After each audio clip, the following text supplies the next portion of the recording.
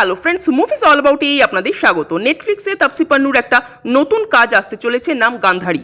ঘটনাটা যেটা দেখাচ্ছে, তাপসী তার বাচ্চা মেয়েকে নিয়ে ট্রেনে উঠেছিল। সেই ট্রেন থেকেই এক মহিলা তাপসীর মেয়েকে কিডন্যাপ করে নিয়ে চলে যায়।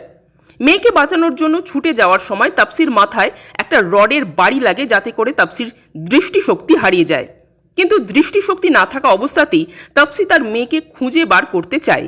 এই হারানো দৃষ্টিশক্তি নিয়েও যাতে সে তার মেয়ের কিডন্যাপারদের হাত থেকে উদ্ধার করতে পারে, তার জন্য শুরু হয় তার ট্রেনিং। যে ট্রেনিংটা তাপসীকে দেন মিতা বশিষ্ঠ। এরপর জানা যায় এই কিডন্যাপাররা আর কেউ নন, বরং একটা বহুরূপীর দল, যাদের টার্গেটই থাকে একের পর এক বাচ্চাদের কিডন্যাপ করা।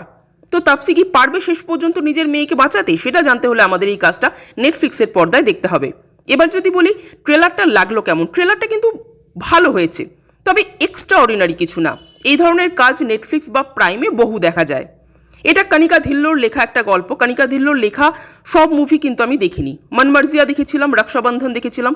মনমার্জিয়াটা তাও ঠিক আছে, বাট রক্ষাবন্ধন আমার একেবারেই ভালো লাগেনি। ক্লাইম্যাক্স পোর্শন খুব বাজে লেগেছিল, যদিও হাসিন দিলরুবা কিন্তু আবার বেশ ভালো লেগেছিল। তো এই মুভিটা কেমন হবে সেটা তো সময়ই বলবে।